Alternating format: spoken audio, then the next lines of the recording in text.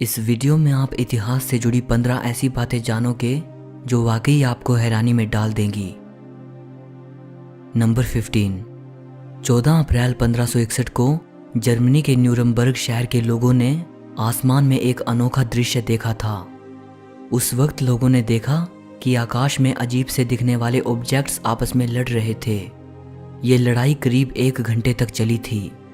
इस ऐतिहासिक घटना के बारे में कुछ मॉडर्न यूएफओ एंथुसियास्ट्स ये कहते हैं कि वो बेशक किसी दूसरे ग्रह से आए लोग थे जो हवाई लड़ाई लड़ रहे थे। नंबर 14। एक रोमन व्यापारी था जो लोगों को नकली गहने बेचता था। उस समय के रोमन सम्राट गैलियनस ने उस व्यापारी को यह सज़ा सुनाई कि उसे अपने किए गए अपराध के बदले अरीना में एक शेर का सामना करना होगा। जब फाइनली गेट खोला गया तो शेर की जगह एक मुर्गा चलकर सामने आया।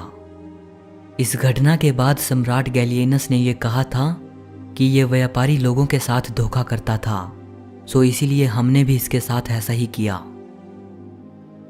नंबर 13। गोर्गियस, जो कि एक एंशिएंट ग्रीक फिलोसोफर थे। ये अपनी डेड मदर की कॉफिन में पैदा हुए थे। इनकी मदर की मृत्यु के बाद जब उन्हें एक ताबूत में रखकर दफनाने के लिए ले जाया जा रहा था, तब लोगों ने ताबूत के अंदर से आ रही एक बच्चे के रोने की आवाज सुनी थी। नंबर 12। सन 614 से लेकर 911। इस टाइम पीरियड के बीच हमारे पास इतने कम आर्कियोलॉजिकल और लिटरेरी एविडेंसेस मौजूद हैं कि कुछ हिस्टोरियंस ये मानते हैं कि ये 297 साल इतिहास में कभी हुए ही नहीं।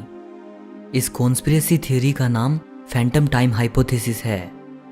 अगर ये थ्योरी सही है तो इसका मतलब अभी हम 2020 में नहीं बल्कि 1723 में जी रहे हैं। नंबर 11। अगर हमारी पृथ्वी की पूरी उम्र एक कैलेंडर ईयर मान ली जाए तो हम मनुष्यों का अस्तित्व शुरू होगा 31 दिसंबर रात 11:45 पर। यानी पृथ्वी की उम्र अगर 1 साल मानी जाए तो हम इंसानों को इस दुनिया में आए महज 15 मिनट हुए हैं। इससे पता चलता है कि हम इंसान कितने नए हैं इस दुनिया में। और जब हमारा वजूद नहीं था उससे अरबों साल पहले भी यहाँ लाइफ एग्जिस्ट करती थी और करीब 1 अरब साल तक हमारी पृथ्वी पूरी तरह वीरान रही, ऐसी अवस्था में जब यहाँ कोई जीवन नहीं था। नंबर 10। लेट 19th सेंचुरी में हेडलेस फोटोग्राफी एक पॉपुलर ट्रेंड था।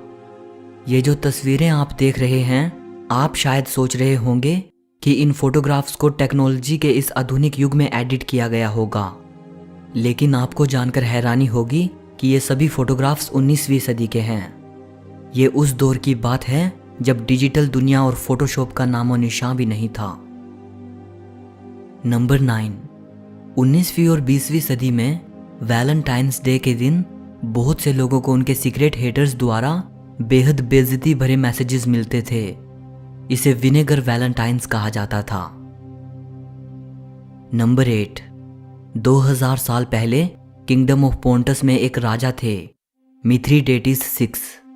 ये रोमन एम्पायर के सबसे बड़े दुश्मनों में से एक थे। इन्हें हर समय इस बात का डर सताता था कि कोई इनके खाने में जहर ना मिला दे। इसी डर की वजह से ये अपनी इम्यूनिटी को बढ़ाने के लिए सारी उम्र छोटी छोटी मात्रा में जहर लेते रहे। आखिरकार जब रोमन लोगों द्वारा इन्हें पकड़ लिया गया तब इन्होंने जहर खाकर खुद को मारना चाहा, लेकिन जहर का इन पर कोई असर नहीं हुआ क्योंकि ये इम्यून हो चुके थे। नंबर 7। पेड्रो लोपेज, जो कि एक कोलंबियन सीरियल किलर थे। 1983 में इनको 110 लड़कियों की हत्या का दोषी ठहराया गया, लेकिन पेड्रो लोपेज ने कबूल किया कि उसने 110 नहीं बल्कि कम से कम 300 लड़कियों का कत्ल किया है। नंबर 6।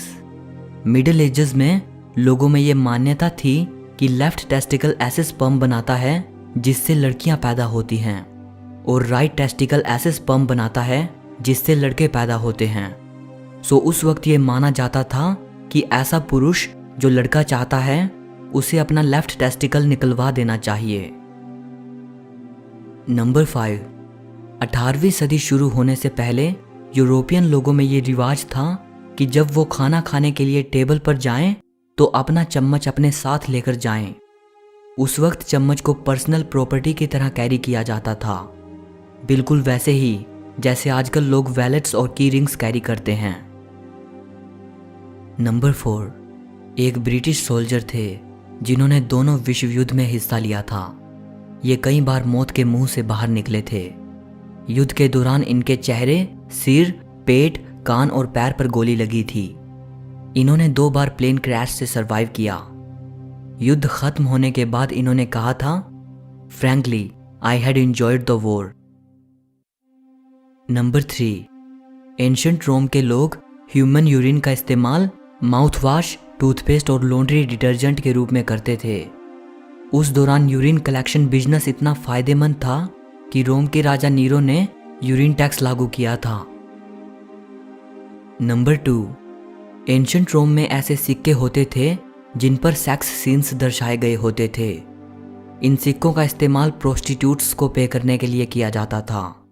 इन सिक्कों को स्पिंस्ट्रिया कहा जाता था। नंबर 1, 1974 में ल्यूबैंग आइलैंड के जंगल से एक जापानीज सोल्जर निकलकर सामने आए। इनका नाम हीरो ओनोडा था। ये पिछले 29 साल से ल्यूबैंग आइलैंड में छिपे हुए थे, यानी तब से छिपे हुए थे जब दूसरा विश्व युद्ध चल रहा था। इनको विश्वास ही नहीं था कि इनके देश जापान ने 1945 में ही सरेंडर कर दिया था। सो इस वीडियो के लिए इतना ही। अगर आपको वीडियो अच्छी लगी हो तो लाइक और शेयर ज़रूर करना, और हिस्ट्री से जुड़ी ऐसी ही वीडियो देखने के लिए चैनल को सब्सक्राइब करके घंटी को दबा देना। सो मिलते हैं अगली वीडियो में।